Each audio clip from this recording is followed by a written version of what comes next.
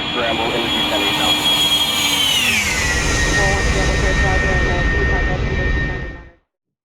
Good morning and welcome aboard our Cessna 172.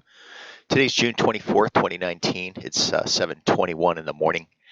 And today we're going to be taking a flight from Tacoma Narrows Airport over to Hood River, which is just the south side of the Columbia River in Oregon. It's just over a 100-mile flight. The highlight of the flight is going to be an overflight of Mount St. Helens. I did this flight real world a couple of weeks ago on the June 17th. Took some video and still photos. I'm going to be including those videos in this. I'll stitch them in right at the place where we fly past Mount St. Helens.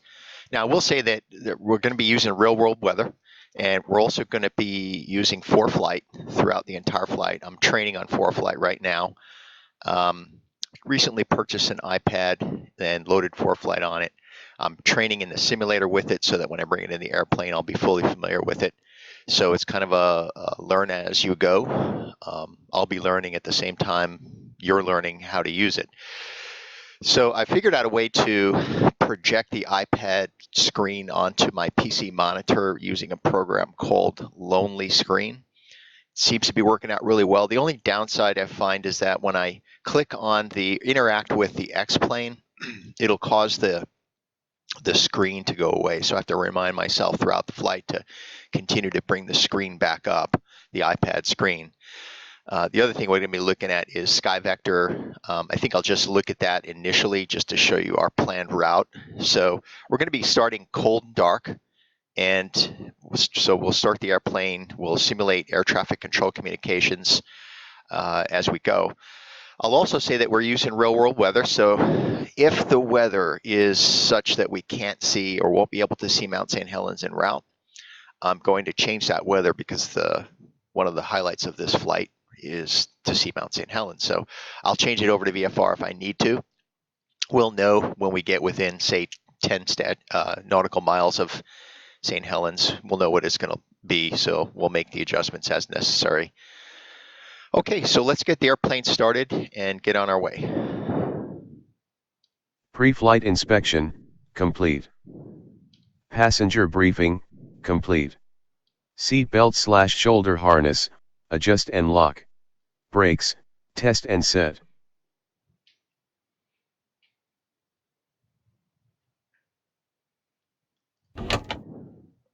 Electrical equipment, off. Let me get rid of these control wheels.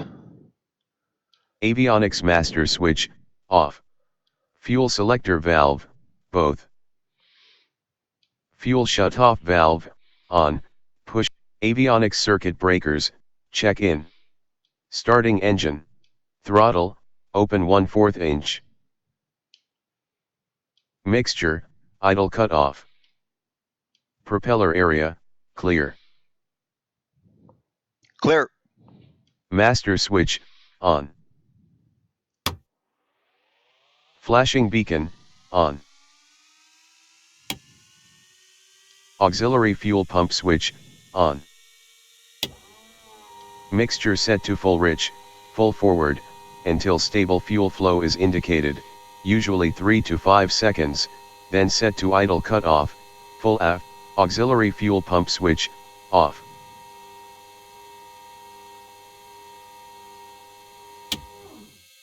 Ignition switch, start, release when engine starts.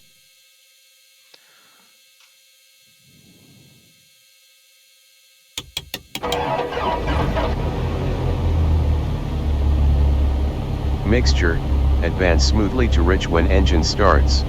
After engine start, engine RPM, 1000 RPM, oil pressure, check. Navigation lights on as required.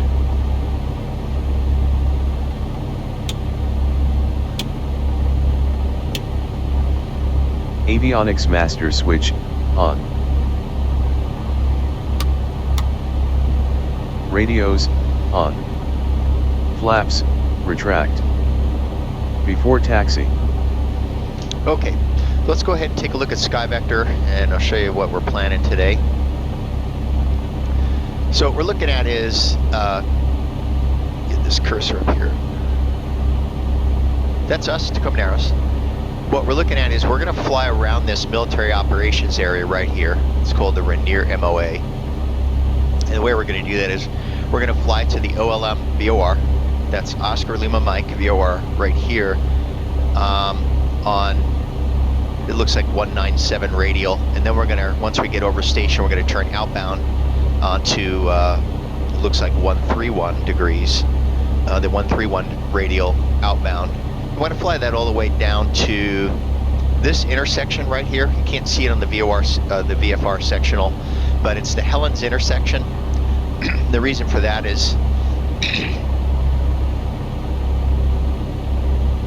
it's going to put us close to Mount St. Helens.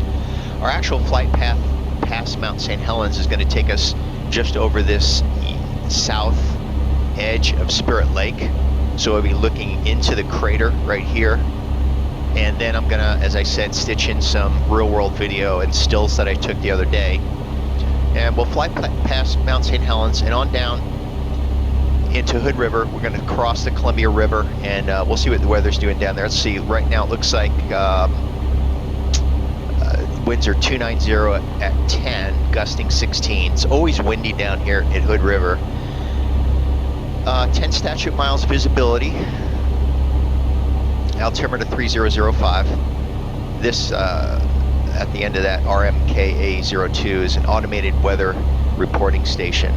That's what the A stands for. Okay, so that's kind of the plan. So let's go ahead and bring up our ForeFlight. I'm going to keep that over here on the right side of the screen throughout the flight. And again, I'm going to have to remind myself to continue to bring it up, because each time I interact with the X-plane, with the airplane itself, it's going to disappear. So if you hear me talking about what's on the iPad screen and you don't see it, it means I forgot to bring it up. I'll do my best to remember that. All right, so let's go ahead and enter the information we saw in Skyvector. We'll just go ahead and put that in here. So we're departing from Kilo Tango India Whiskey. Oh, and the other thing is, if you see me looking left here, it's because I have my iPad mounted just to the left of my flight control. And so that's good. That's entered. We're going to put the Oscar Lima Mike VOR in there. Oscar Lima Mike, that's entered. And we're going to put 4 Sierra 2. 4 Sierra 2 is also entered. So you see that our flight path emulates what we saw in Skyvector. And there's Mount St. Helens. All right. So let's go ahead and change this to low altitude.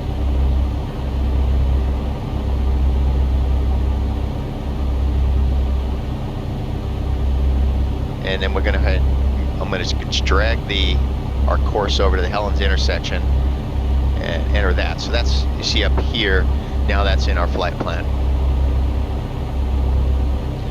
So we're going to switch away from our low altitude and route chart back over to our VFR sectional. And again, that's the route that we just saw on Skyvector. All right. So let's go ahead and bring up our airport diagram. I'm going to superimpose it right here. And again, when this comes up, when you show this on the sectional, it's to scale and is placed and oriented exactly according to the real life runway location. So that's us on the ground, right there.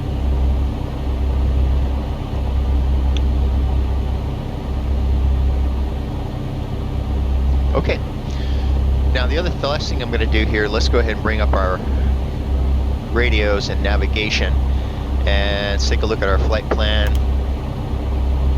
Yeah, I'm just going to add. That's good. I'll just leave it there. So we have an Oscar Lima Mike VOR, and then we have the Hood River Airport. So I'll leave that where it is. We'll go ahead and get our radios set up. So there's our, whoops, again, gotta remind myself to bring up the iPad image. So there's our frequencies. So we'll listen to ASOS here, 12405. 12405's COM2. That's set, COM2. Tacoma Narrows Information Sierra. 1700 Zulu weather. Wind calm, visibility 7. Sky clear, temperature 14, dew point -7. Altimeter 3018. Arriving runway 35, departing runway 35. Advise on initial contact. You have Sierra.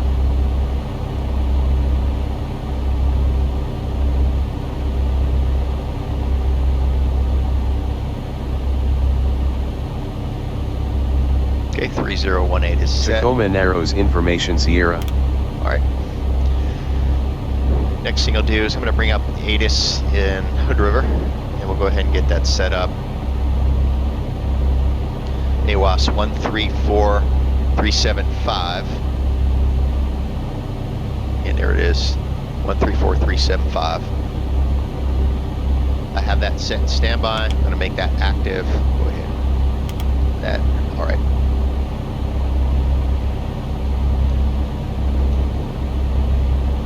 Again, as I interact with the airplane, this stuff's gonna disappear.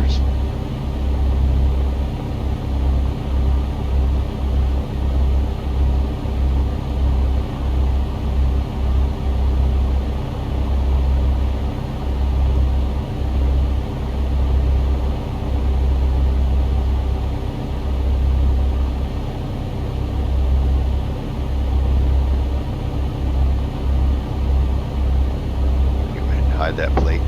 Okay. Alrighty, so let's go ahead and tune to ground. 121.8. 1218 is entered, and tower 118.5. So it disappeared on us again. So there it is. 1218, 1185, those are set. Right.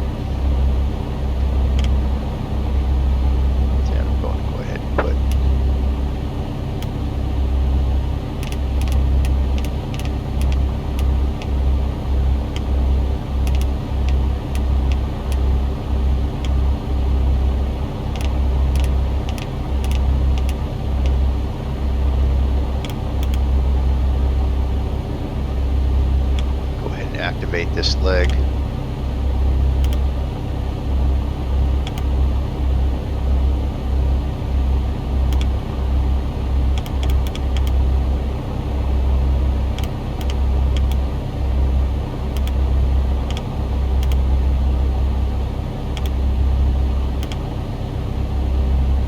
Okay, we're set there. Parking brake, set. Passenger seat backs, most upright position. Seats and seat belts, check secure. Cabin doors and windows, closed and locked. Flight instruments, check and set. Heading indicator, align. Alright, looks like we're gonna be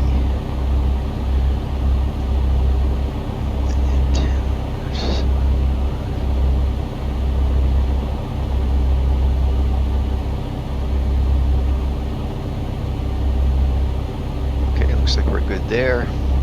Communication and navigation radios, set as required. Okay, set. ATIS information, obtain, That's obtained. if available. Altimeter, set to field elevation or current reported barometric pressure. It's done. Clearance for departure, obtain, if required. It's not required, we're VFR today. Transponder code, set and on. Okay, we're set to squawk VFR. It's on, and we'll set it at altitude, get ready to take off. Clearance for taxi, obtain, if required. Let's go ahead and do that.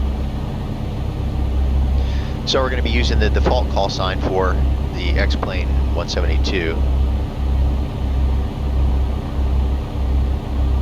Tacoma ground Skyhawk 172 Sierra Papa is at the FBO. Taxi with Oscar, VFR departure to the south. Skyhawk 172 Sierra Papa, taxi runway 35 via Taxiway Alpha.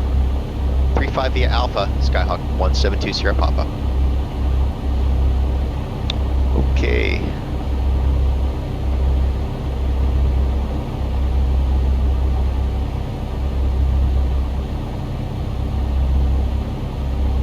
Oops. I'm looking at my iPad, and again, I have to remind myself to bring that up. Alright, so there we are.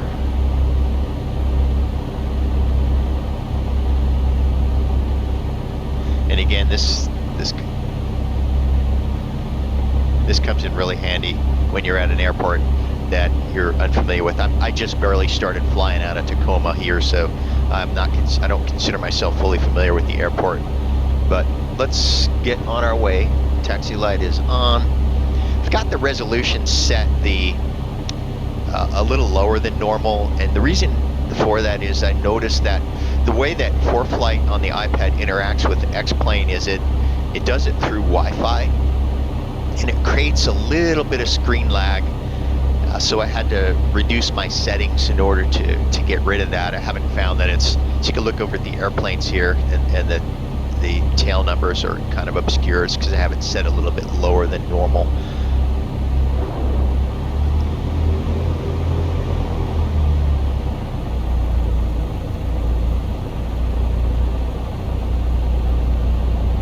And we're clear left and clear right.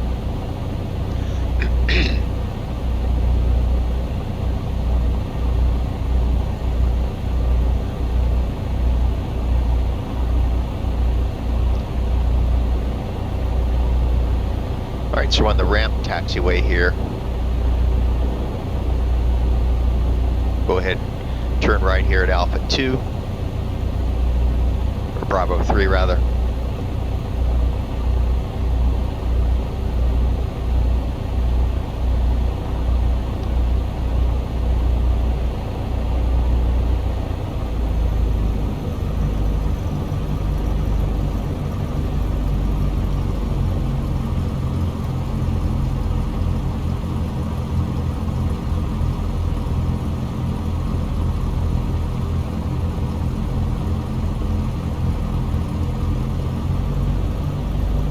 As we fly, we'll be talking about some of the features that I've discovered on ForeFlight.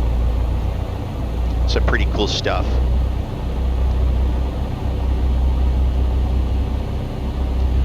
ForeFlight's really contributed significantly to aviation safety. It's phenomenal for situational awareness during flight.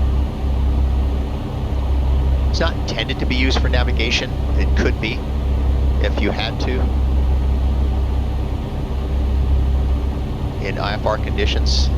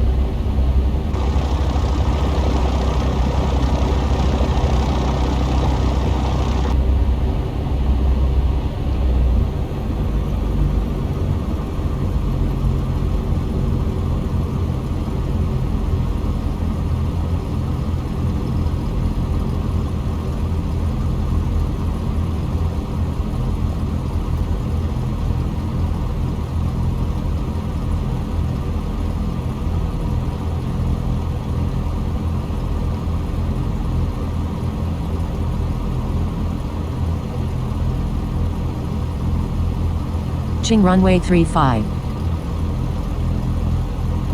All right, that's another cool feature of ForeFlight.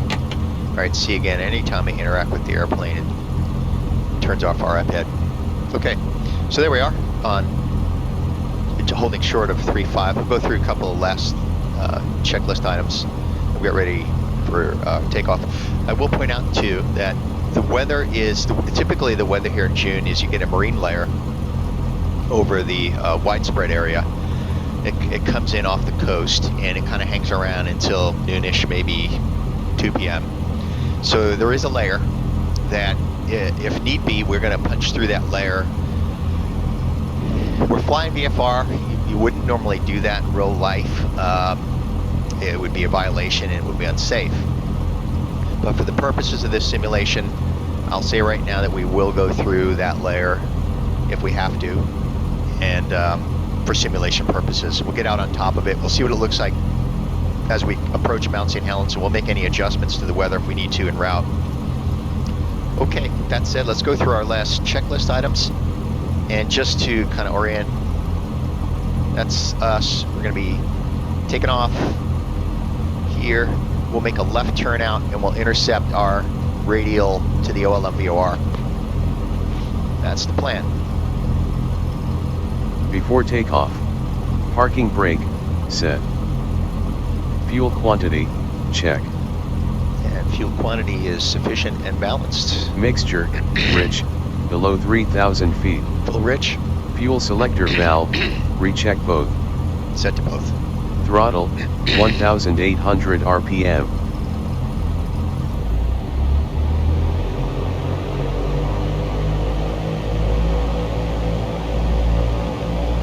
Magnetos, check.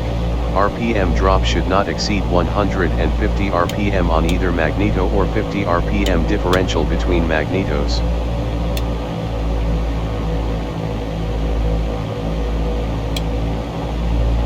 Vacuum gauge, check. Engine instruments and ammeter, check. All in the green. Annunciator panel, ensure no annunciators are illuminated. Unilluminated. Throttle, check idle then 1000 RPM. Back to idle. And 1000. Throttle friction lock, adjust. Strobe lights, as desired. Strobes are on. We'll leave. Radios and avionics, set. Okay, we're going to flip over to tower. Navigation set. And the last thing we're going to do here is we bring up our ForeFlight again.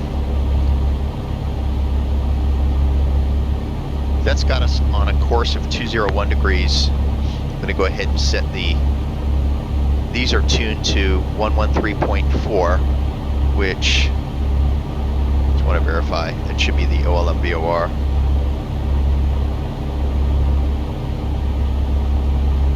Yep, 1134. All right, so we're set to 1134. I'm going to set a course of 201.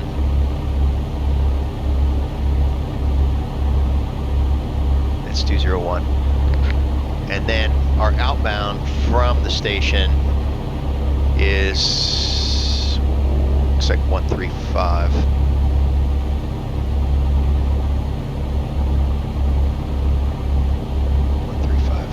So we'll be looking at our nav2 radio when we cross the station. And again, that keeps us clear of this military operations area right there. I want to point out something real quick here. So if you look up here where it looks like this little suitcase, the number 1 next to it, if I tap on that, it gives us the essential information to download for this flight. And so you kind of see this circle around our route. So if I click on this pack button, I'm not going to do it right now, but if I did do that, what it'll do is it'll download all the essential information for the flight so that while we're en route, the information is loaded onto your device. Right now we're on the ground, we're using our Wi-Fi and have access to the internet, so we're able to pull all that information from the internet, but that's what you would normally do in the real world. Okay, so we're all set there. Heading bug, set as required. All right, set the heading bug to 3.5.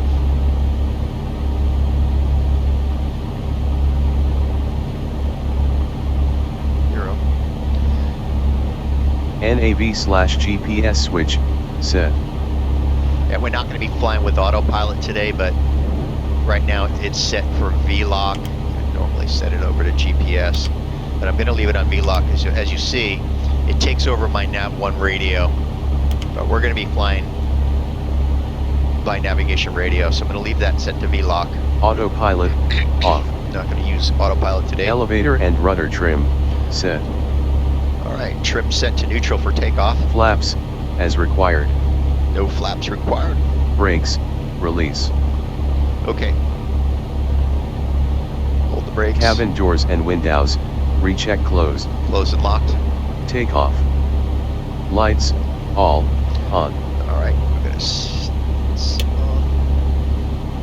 Camera, transponder, on. set to altitude reporting, mode C. Action, RPM, oil pressure, time, full power.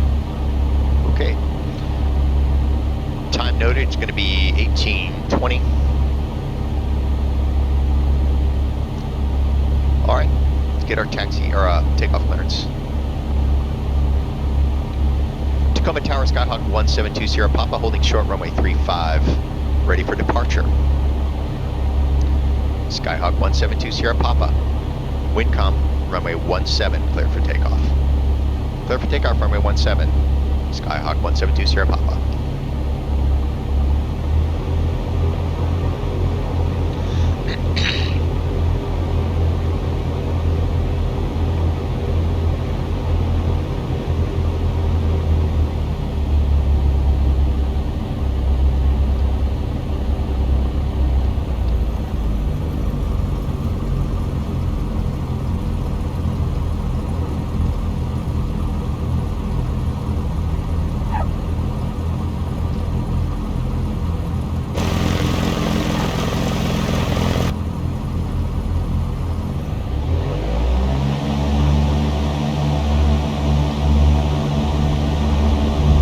Airspeed indicators alive.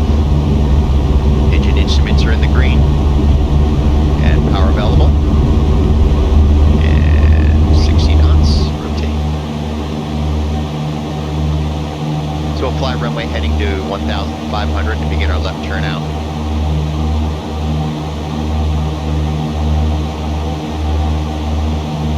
Rate of climb, I'm going to set 1,000 feet per minute.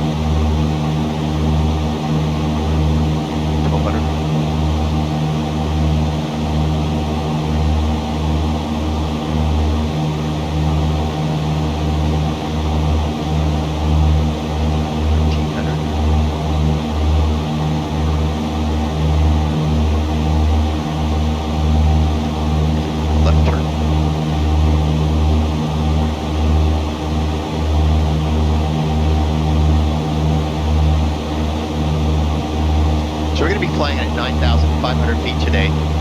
That's the altitude I flew the other day when we went past St. Helens. Took videos, stills.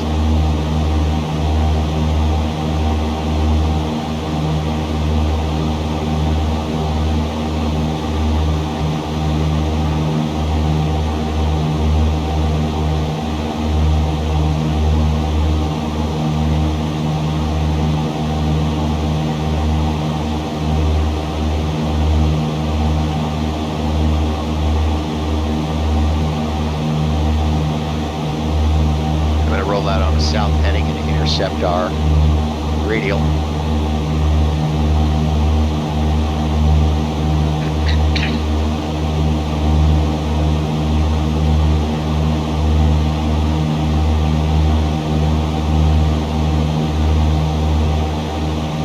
When we reach 3,000, we'll begin leaning our mixture.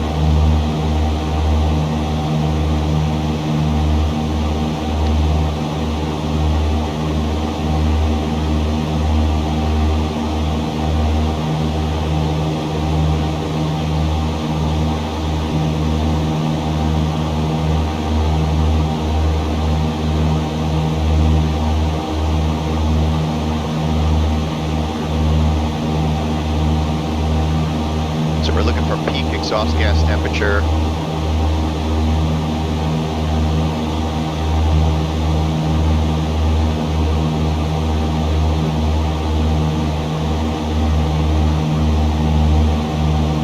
And then 50 degrees on the rich side of peak. Go.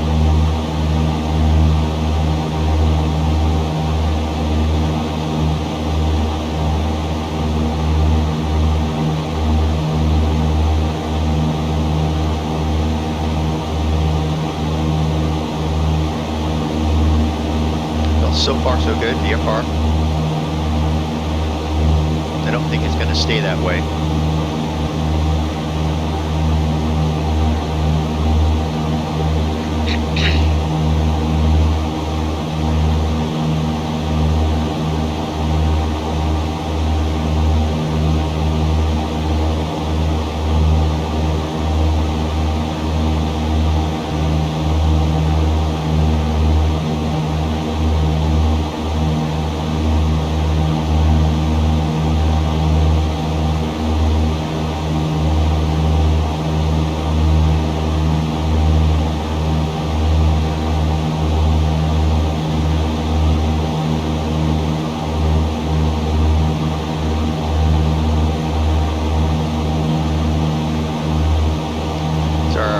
Deviation indicator starting to come in.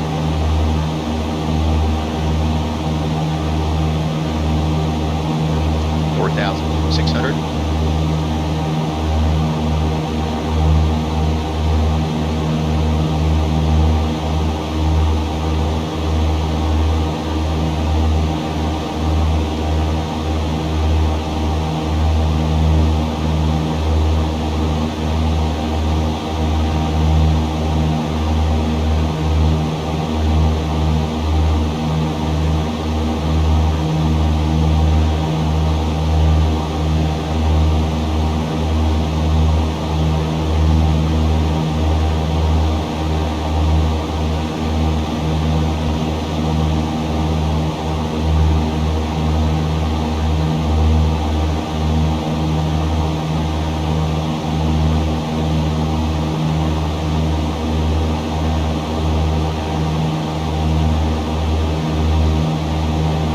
Go ahead and fly our GPS CDI rather than I'll use this as a backup, my nav radio.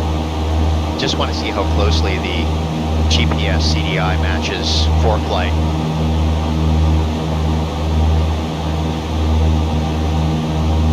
Continue to lean our mixture here.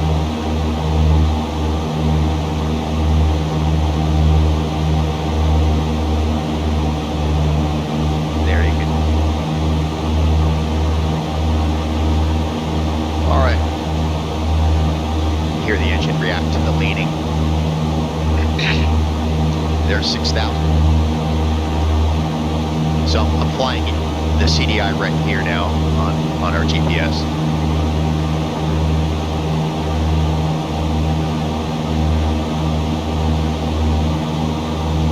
See how that lines up with. This right here is the what's known as the AHRS view, the Attitude Heading Reference System, AHRS, and it essentially it emulates your attitude indicator and your altimeter. And serves as a great backup to your instruments. It also shows, as you can see, the terrain in the area off the nose of the airplane. Now, if the terrain could present an issue for your path of flight, it would either highlight it in yellow or red. Red would mean that you're below the altitude of the obstacle. Yellow would mean that you're close to the altitude of the obstacle.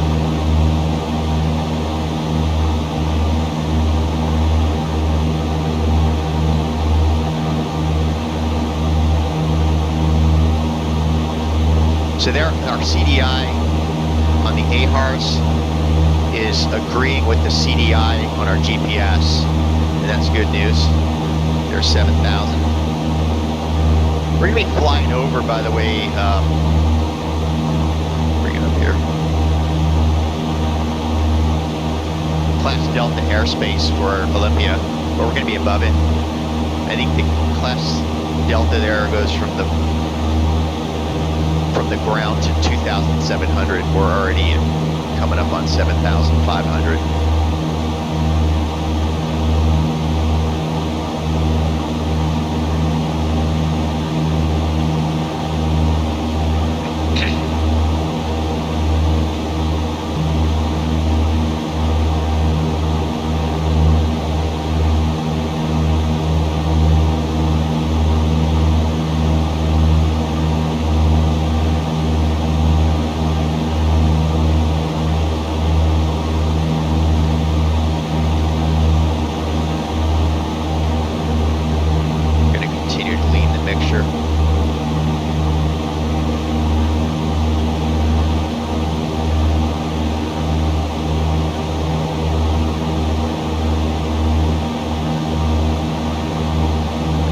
Frequency 122.8. Go ahead and put that in standby.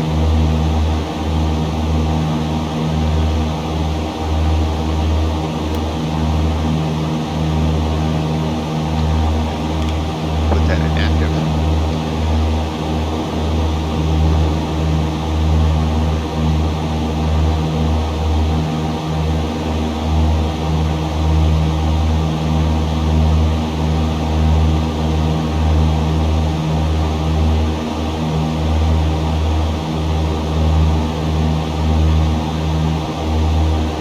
Interesting how far off that CDI is, the VOR. I mean, that's got us 196.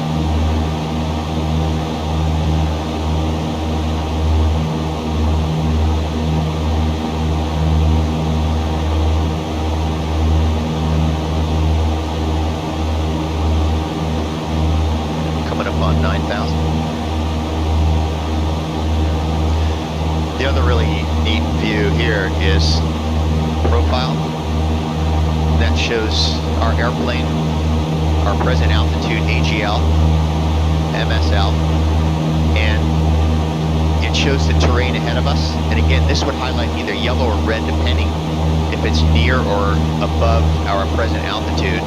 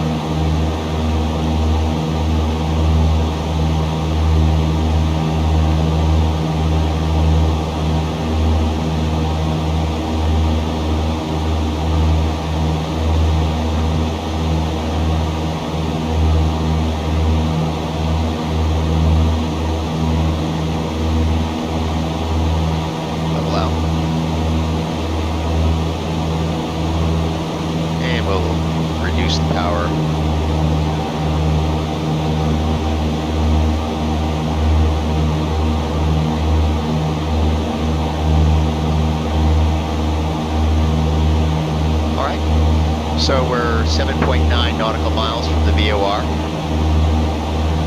That agrees with our GPS.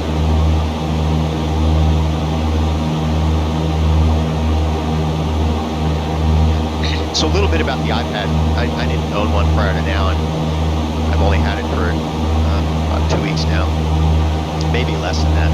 In any case, they recommended getting one that has cellular phone capability, and the reason for that is that the iPad with cell phone capability has built-in GPS. So on board the airplane, it'll be an onboard GPS.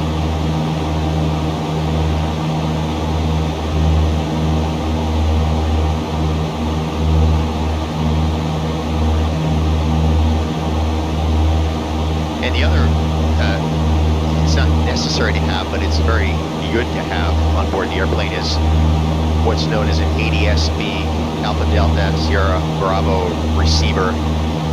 And what that'll do is it'll link to the iPad via Wi-Fi in the airplane. You can attach it to either the windscreen or the window, or place it up on the dashboard. And that will allow you to get weather downloads, to be able to see traffic in the area, and it'll also give you the ability to have the AHRS that we're seeing right now in the airplane. We're getting all of that right now because we're interfacing with the X-plane, but in the real airplane you would need an ADS-B receiver, which is kind of the next thing on my punch list.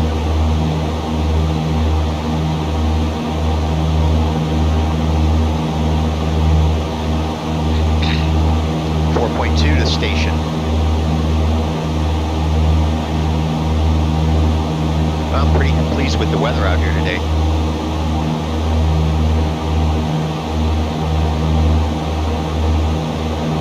Flying in the Pacific Northwest is absolutely stunningly beautiful.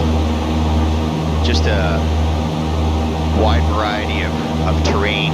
It's almost always green.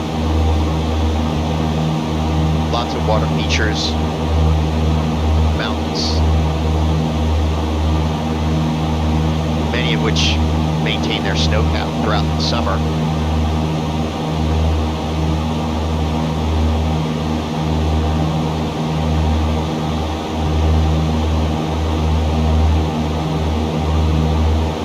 Coming up on station.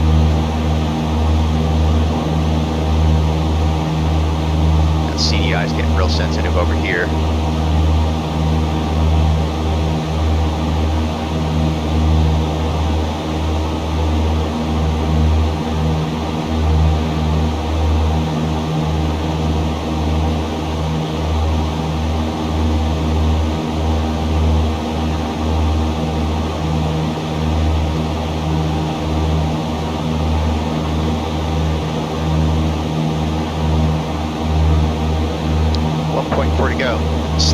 Is about 1.0, so we're going to begin our turn at 1 nautical mile from the station.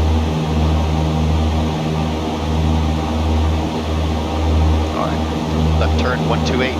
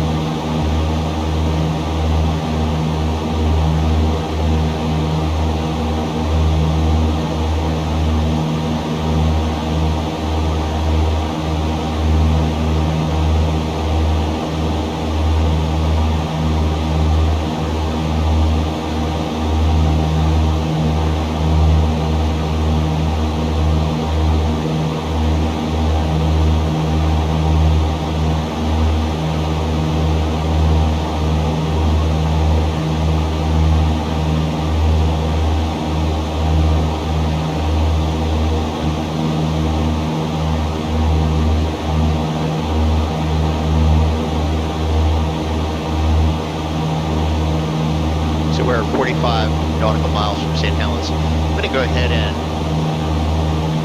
delete the waypoint, the Helens intersection waypoint. I'm going to remove that. And I'm going to go ahead and fly that track because I want to come out on the east side of Mount St. Helens. There's Mount St. Helens off in the distance right there. Looks like there'll be pretty good visibility, a little bit of haze. So you can see we're deviating now from the course that's set in ForeFlight because we just changed our course over here. So I'm going to go ahead and adjust the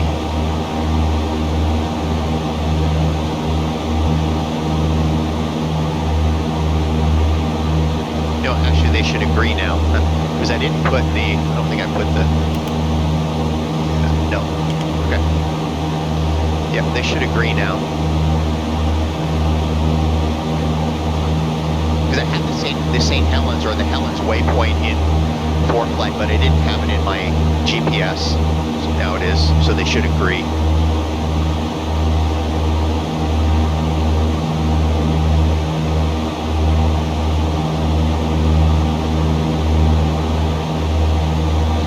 So over here is Mount Adams. Mount St. Helens right in front of us, and off in the distance here, you can't hardly see it, is Mount Hood. Now, all of the mountains here in the Pacific Northwest, the taller mountains, are volcanoes. There are no extinct volcanoes. They're either active or dormant. In the case of Mount St. Helens, I think they still classify it as active because there's seismic activity continually coming from it. And the others are dormant, but they're all volcanoes. It's what's known as that Cascadia subduction zone. And all the volcanoes here in the Pacific Northwest are what are known as explosive volcanoes, meaning that when they erupt, they don't just bubble up lava like volcanoes in other parts of the world. They build up pressure in the subsurface, and then it explodes all at once. Now, in the case of Mount St. Helens, the elevation of the mountain prior to the eruption in 1980 was actually 1,400 feet higher than what it is now. So it lost 1,400 feet of elevation in one single event.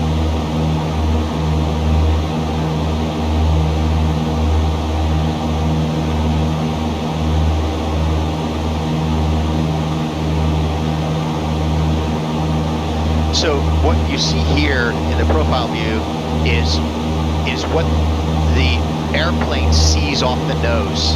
So if I were to turn, this profile would continually change because it's based on what's directly in front of the airplane. And right here you're seeing Mount St. Helens.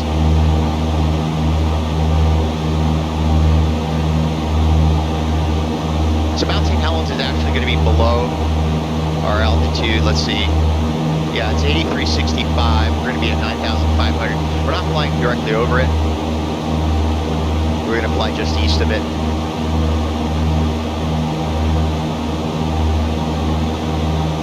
And after we pass St. Helens, we'll begin our descent down into Hood River.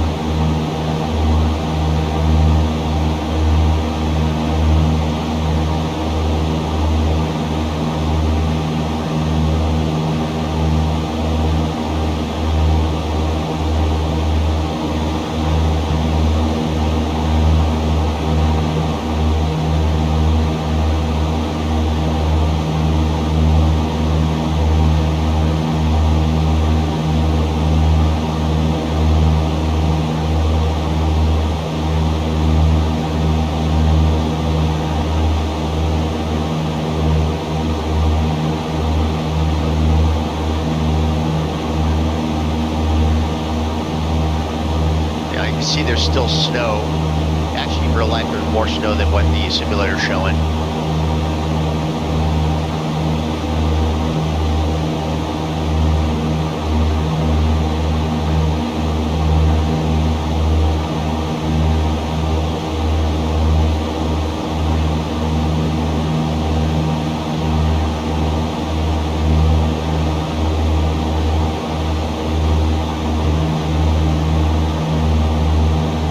But so far, I've found ForeFlight to be an absolutely phenomenal tool. airplane. Even if you're just flying simulator, it really is phenomenal. So if you look here in the AHRS, this mountain right here, what it's telling us is that we're below the elevation of the top of that mountain right there. That's why it's highlighted in red.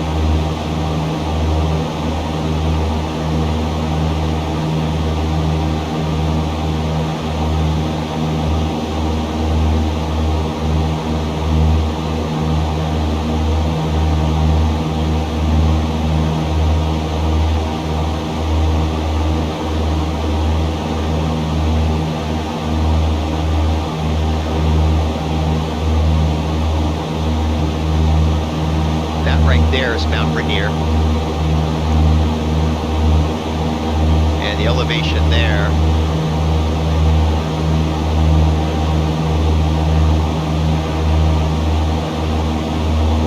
I didn't think it was that high. It's showing 14,410. I didn't think it was that high.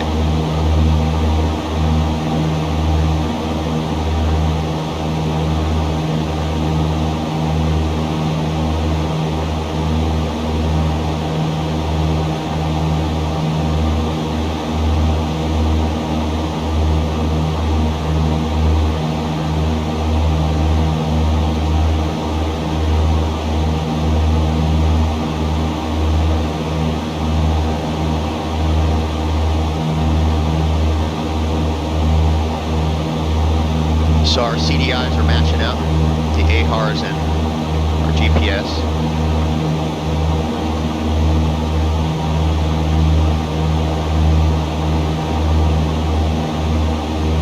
So we're showing 115 knots over ground, 79 miles now from Hood River.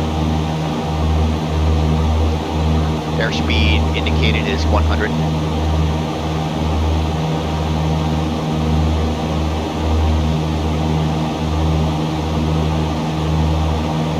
See what the winds are doing. So at 9,000, we're looking at winds at 304 at 15 knots. So 304 is right behind us. So we're getting a nice push.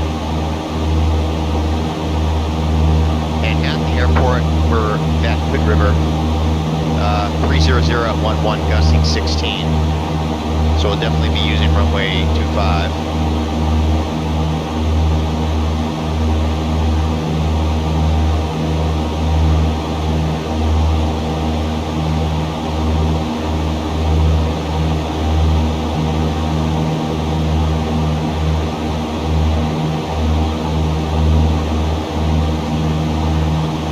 There you see it's showing you in green the favored runway and winds at 300 at 11.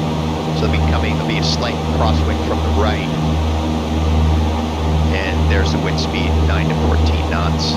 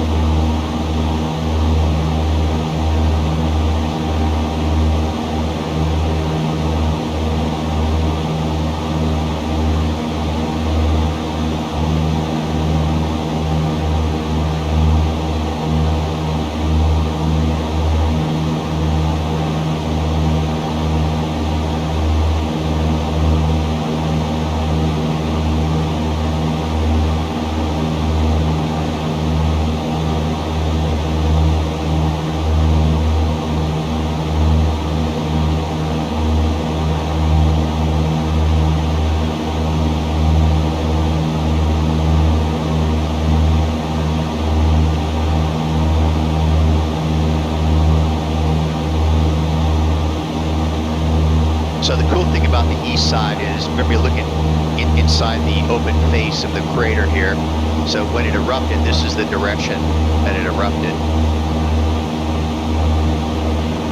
They miscalculated. Most of the scientists that were looking at this back in 1980 predicted a vertical eruption, and they based on that prediction, that's how they did the evacuations in the vicinity.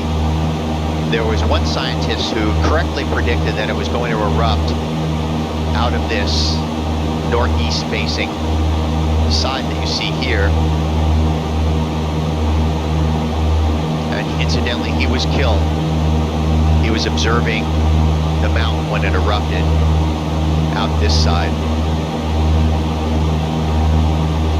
A scientist, I think his last name was Johnston, and they named an observatory. You can go to an observatory here and look in at the mountain, and I believe it's called the Johnston Observatory, named after him.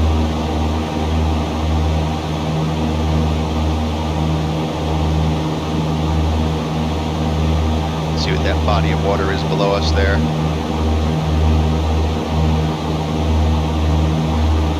Rife Lake.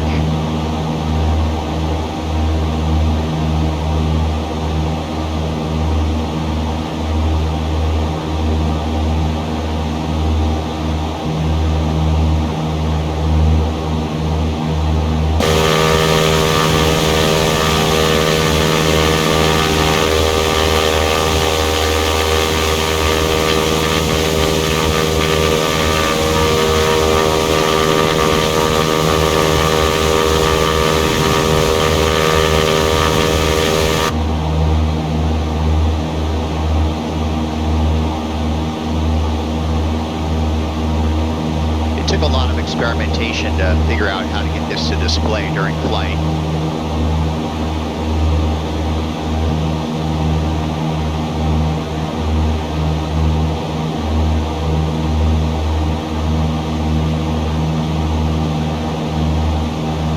But the program-only screen is amazing. It essentially causes your PC to behave as if it's an Apple device.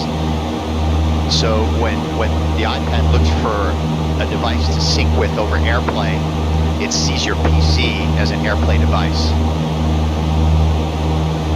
So it's obviously sending both it's casting the screen, and it's also sending audio to the PC, which is phenomenal.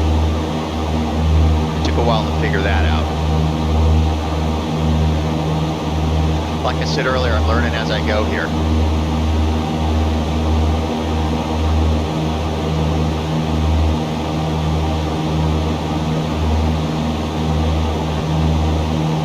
Should be getting ASOS fairly soon. So let's look at a weather reporting station en route here.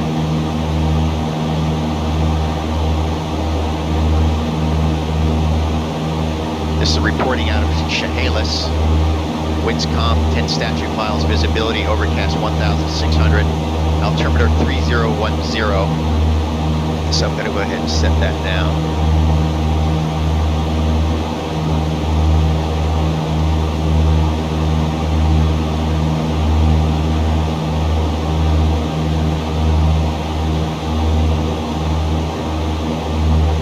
Different than what we set on the ground.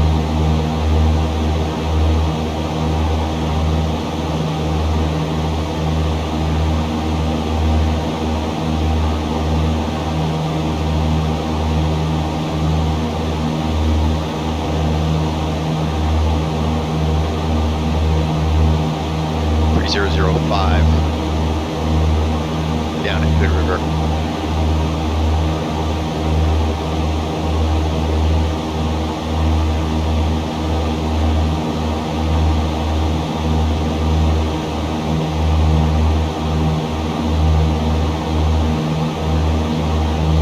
This flight the other day was late afternoon. The lighting was quite a bit different.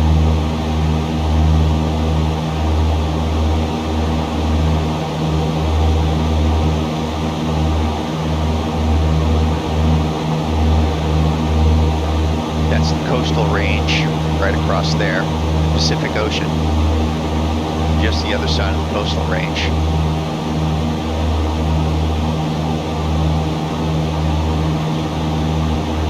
So you see over here again, looking at the AHRs, that red highlighted area right there would be Mount Hood right here.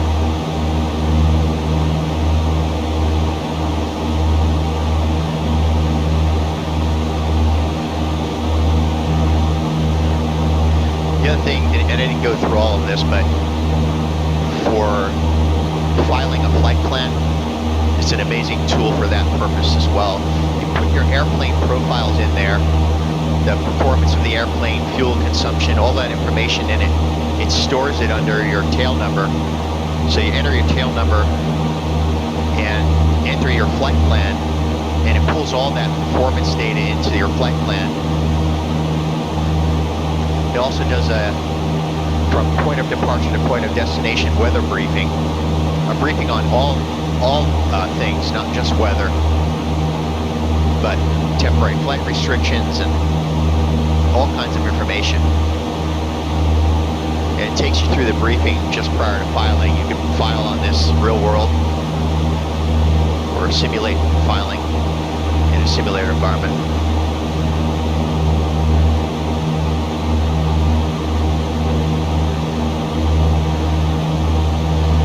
So okay, so just to double check here, we have the ASOS in COM2. COM2 is active. We have Common Traffic Advisory frequency in COM1. COM1 is active.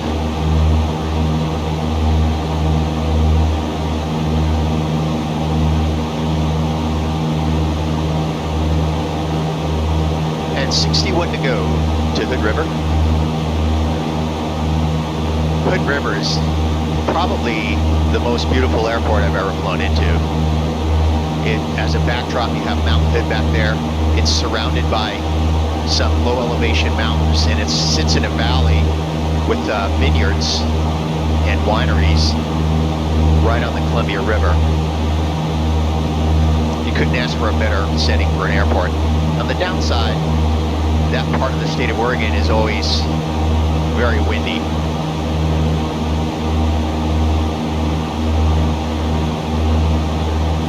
It's one of the world's top destinations for windsurfing, believe it or not. So you almost always have what's called the gorge effect, or the gorge winds on the Columbia River.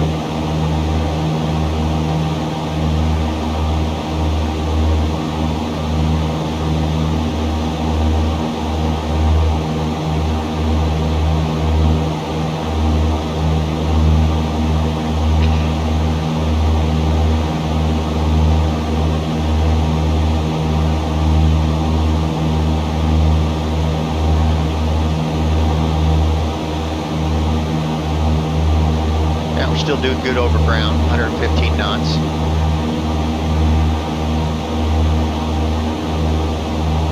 Indicated airspeed still 100.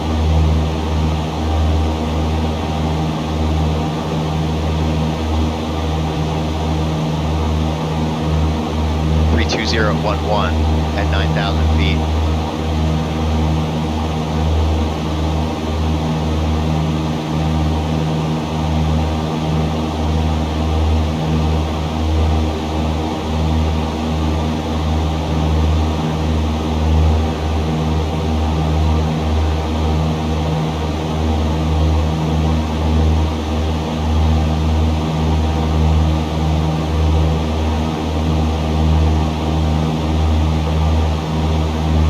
Calibrating the directional gyro with the compass.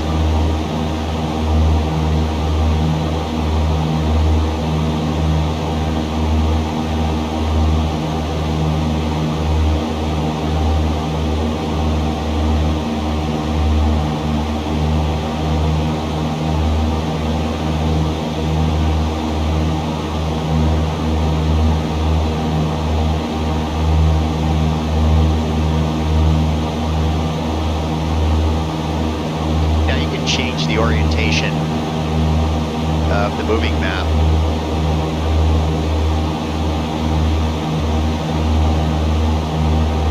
To emulate what we're seeing on our GPS here.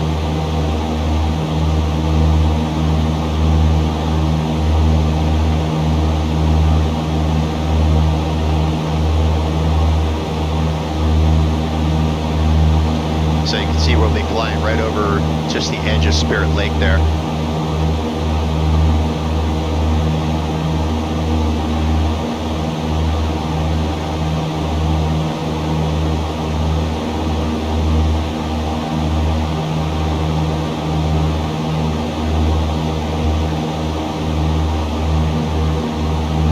ahead and take the ForeFlight out of the way just for now, so you can get a better look at the mountain.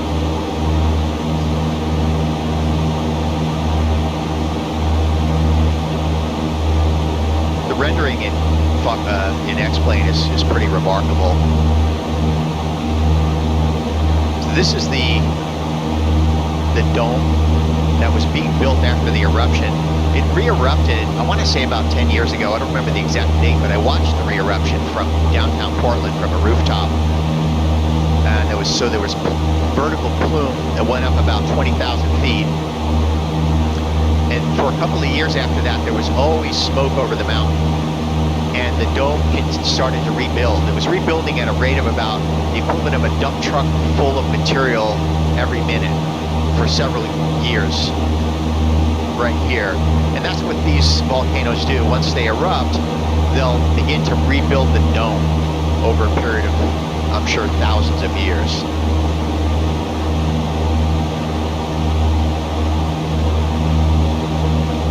Yeah, you get a permit from the Forest Service to hike up to the top of the rim here. I haven't done it, but that's something on my bucket list. And that's Spirit Lake down in here.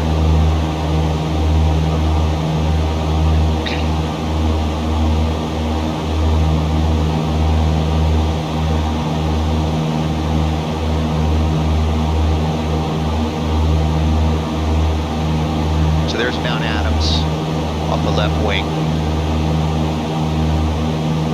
Mount Hood at our 1 o'clock. Ken Jernstedt field weather. Wind calm, visibility 7. Sky clear, temperature 13, dew point -7. Altimeter 3018.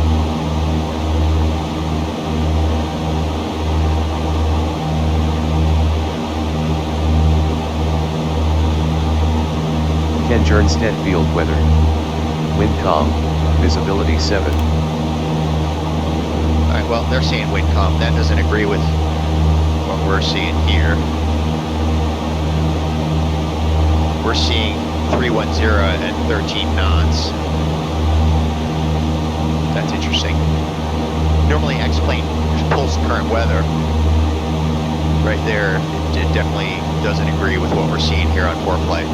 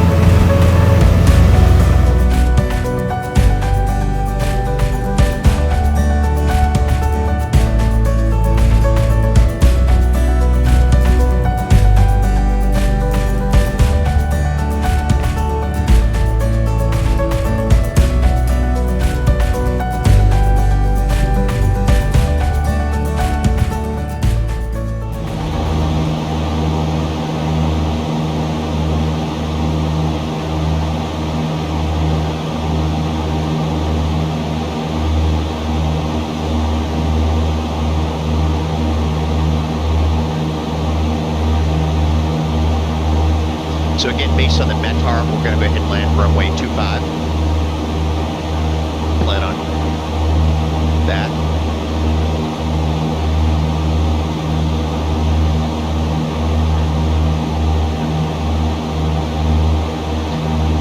So right here, our minimum elevation level is 8,700. We're well above that.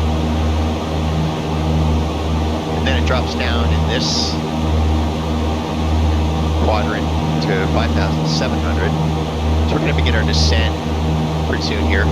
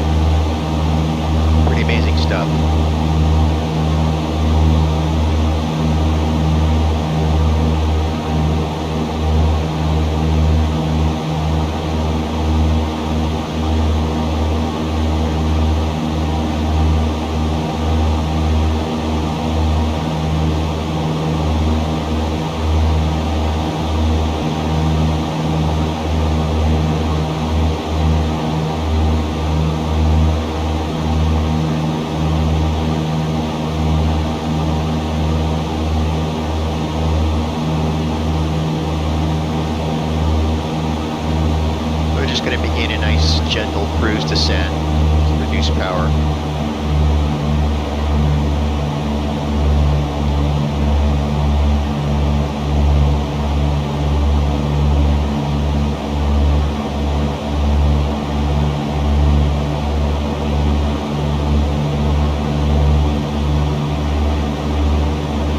And 42 to go to the river.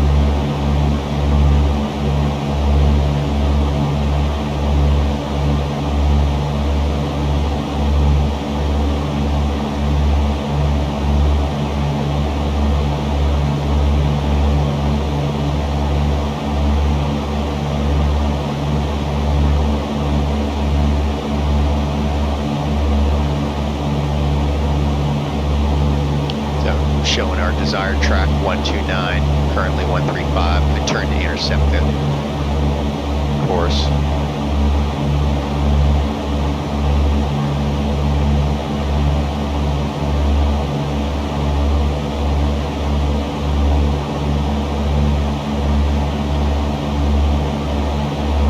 So it's agreeing nicely with our ForeFlight.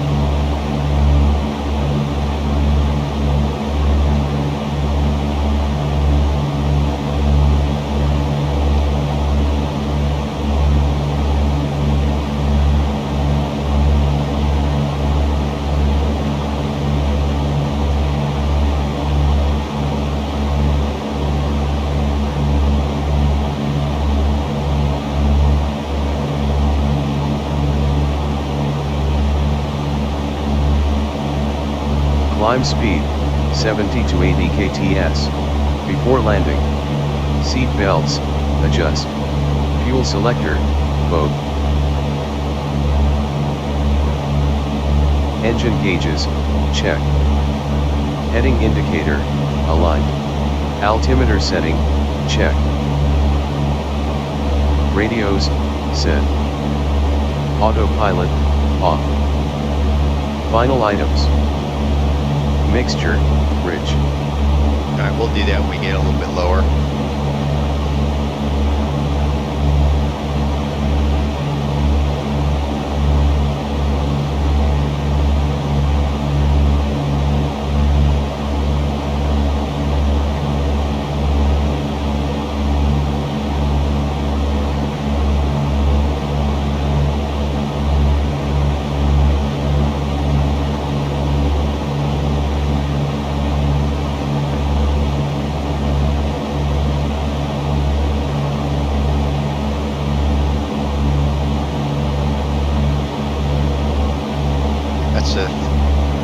feature in ForeFlight 3D view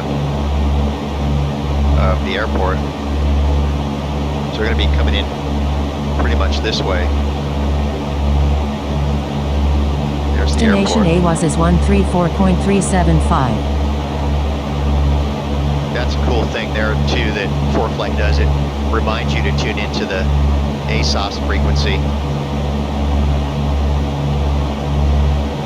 So yeah, this is really good for flight planning, particularly in unfamiliar airport. To give you a photographic representation of what you'll be seeing from the airplane's mount hood up there in the distance. There's the runway. We landed 25. We'll be coming in on the 45 over here and around like that.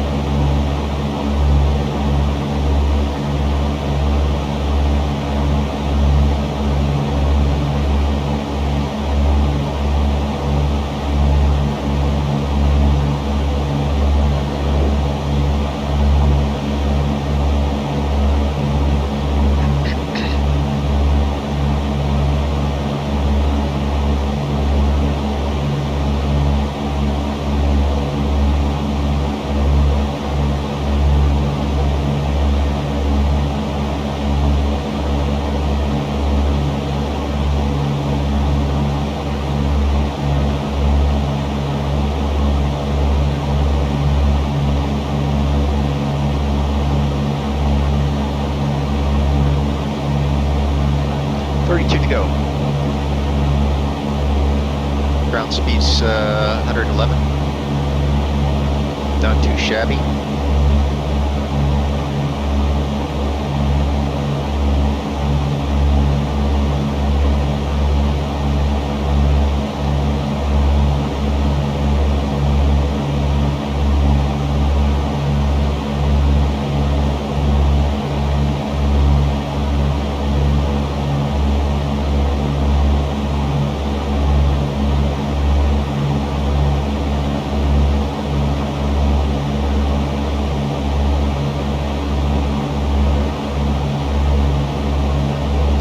Started flying, everything was paper charts, GPS, and it was just making its the scene in the aviation.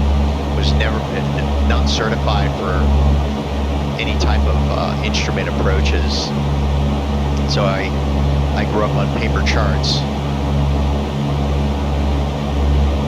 I wish I had these kinds of tools back then. If anyone out there watching this has any suggestions on things I may be missing in terms of ForeFlight's capabilities, let me know. I'm still learning it.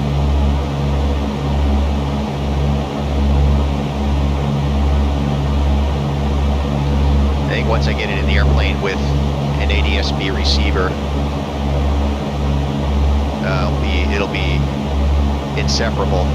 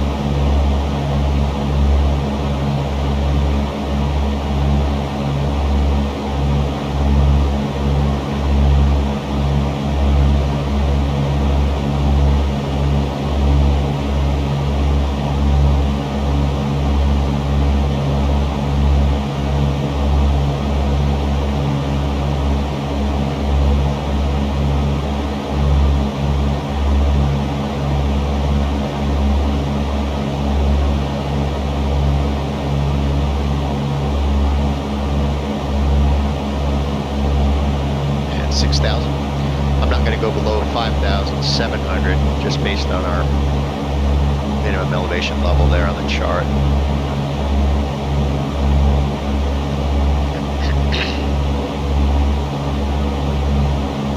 can see right here the profile saying, hey, that peak right there, it's not an obstruction right now, but it could become that. So I'll go ahead and add a little power back in. And we'll keep it at 5,700 for now. Keep us safe.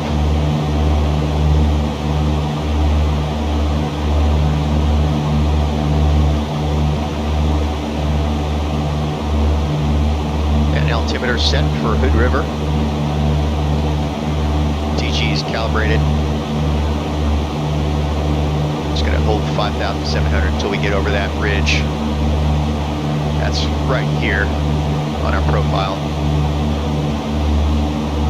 Saying, hey, pay attention to that, which we are.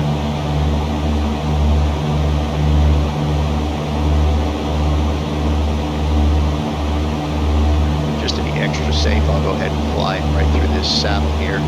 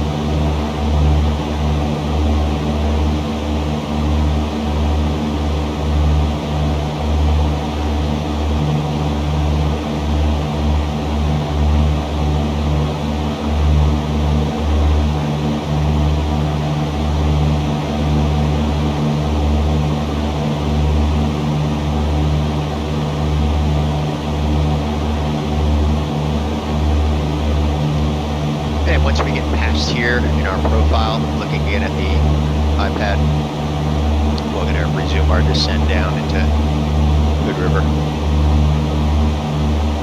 So we're 19 nautical miles out.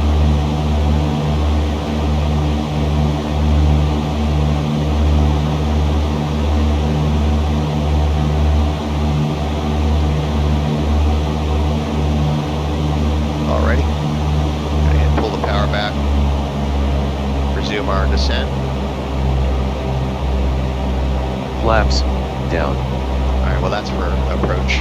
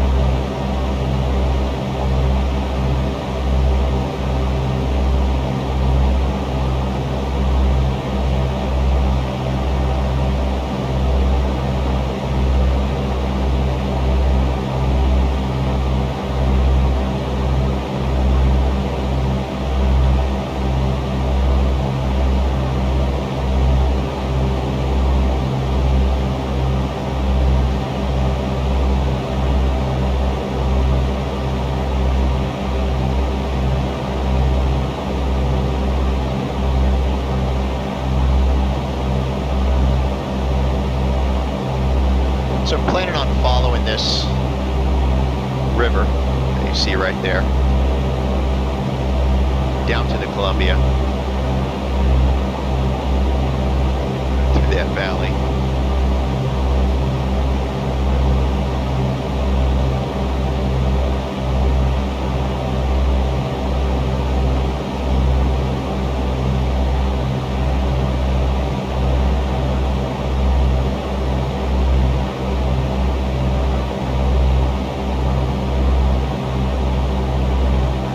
There at 4,500 for now.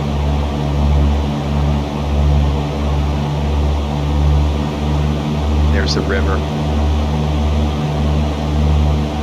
Follow that on down.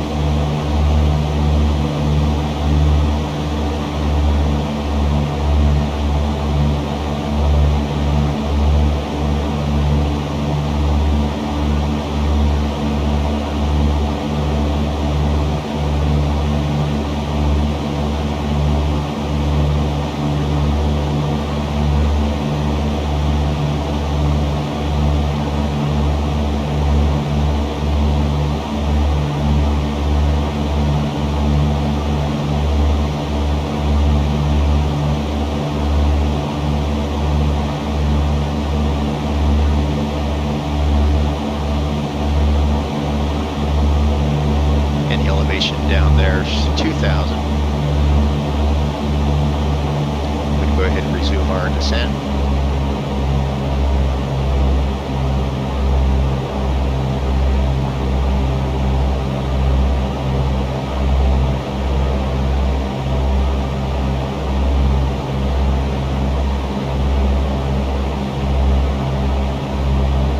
And 12 miles to go.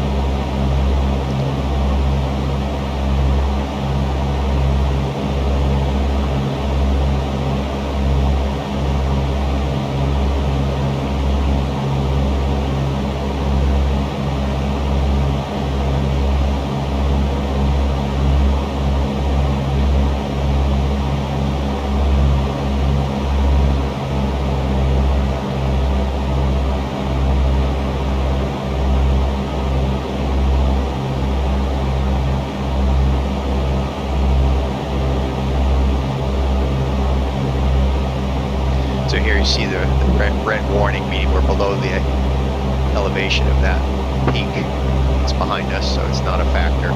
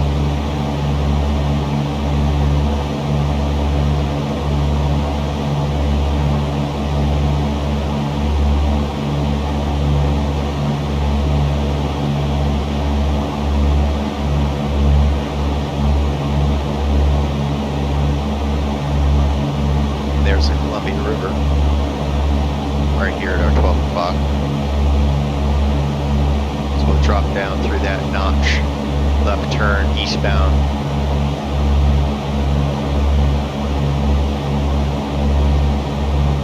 Red River traffic, Skyhawk 172 Sierra Papa is 7 miles to the northwest.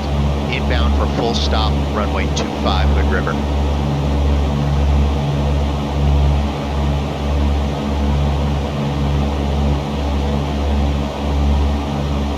So on this red that you see right here in our profile is that wall right in front of us. First, we're going to be turning before we reach that. This notch that you see right here is the Columbia River.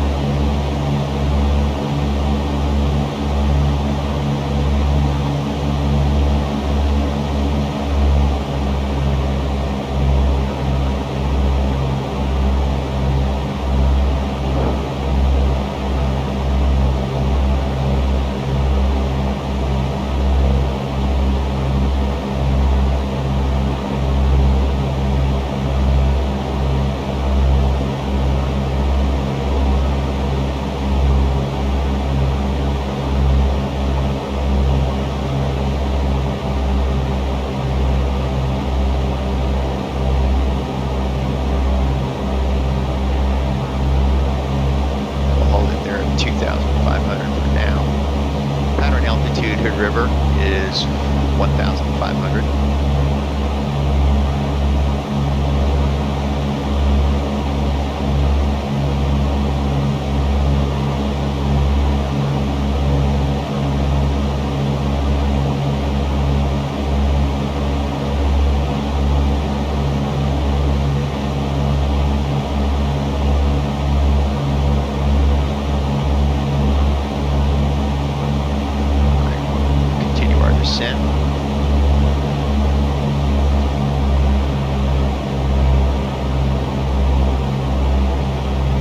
Go ahead and remove iPad screen.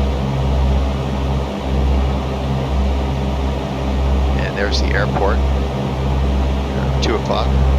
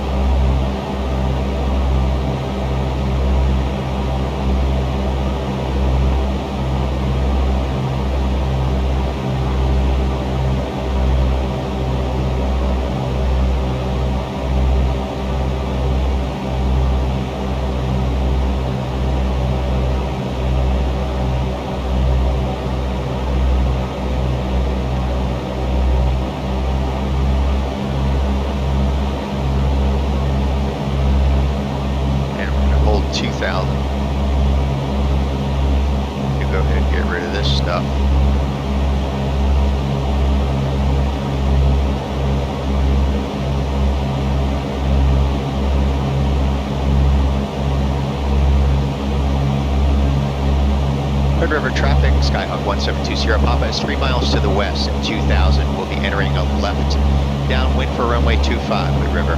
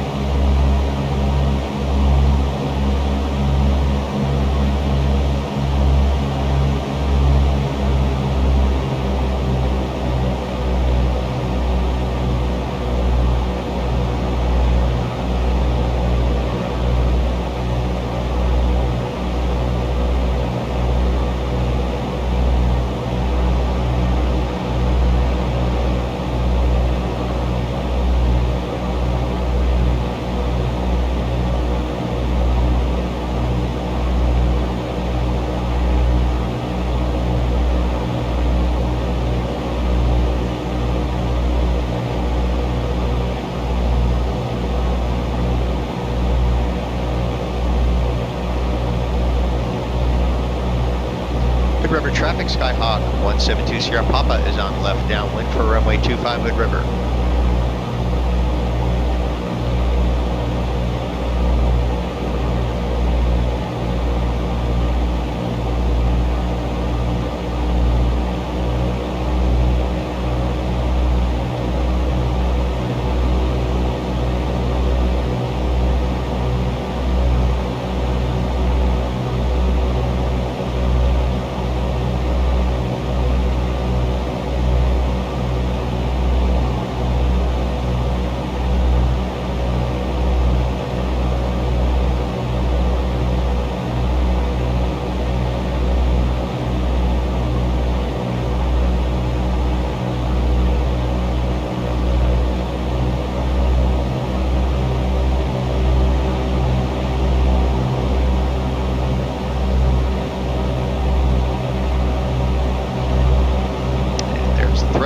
first notch of flaps. Begin our descent.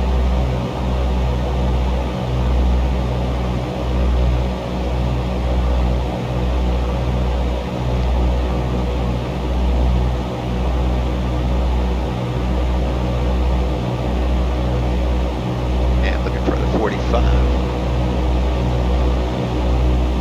Should be about it. Hood River traffic, Skyhawk 1720 Sierra Papa is turning left base for runway 25, Hood River.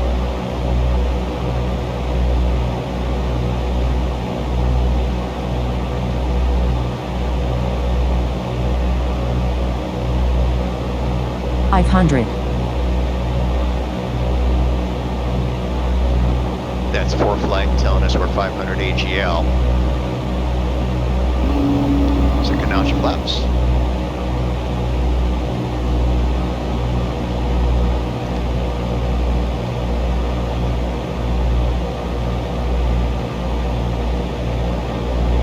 Hood River traffic, Skyhawk 172 Sierra Papa is turning final for runway 25, Hood River.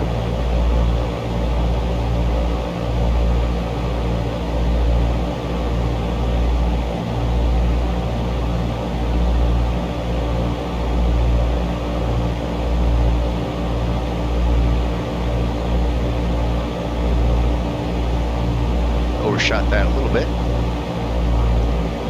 Our final notch of flaps.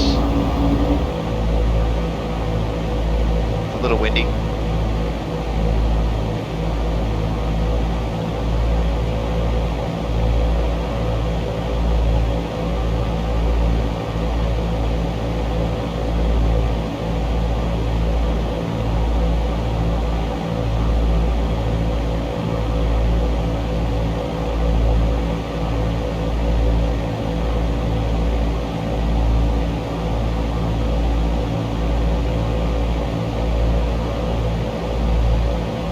And landing is short. Pull the power back. Clear. And we're on the ground.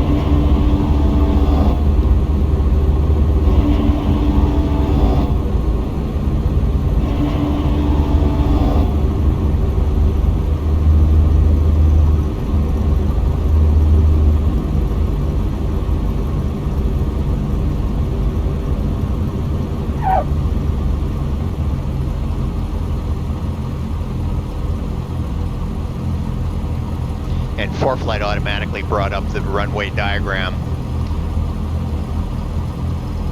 once we landed.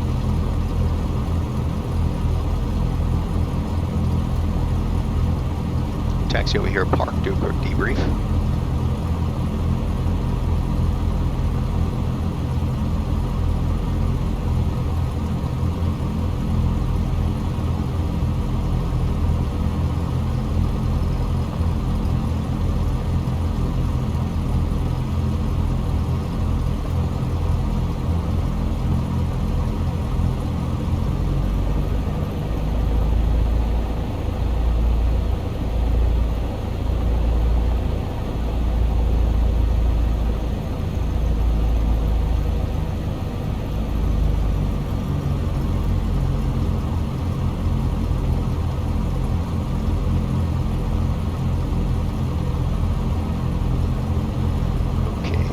Set.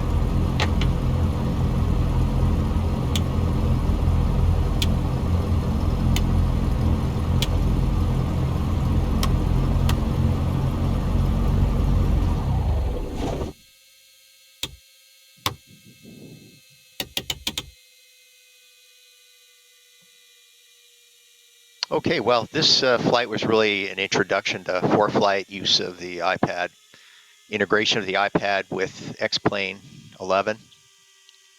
Still learning, still trying to figure things out. So far, so good. I'm very impressed with the capabilities of ForeFlight and really looking forward to getting it in the airplane.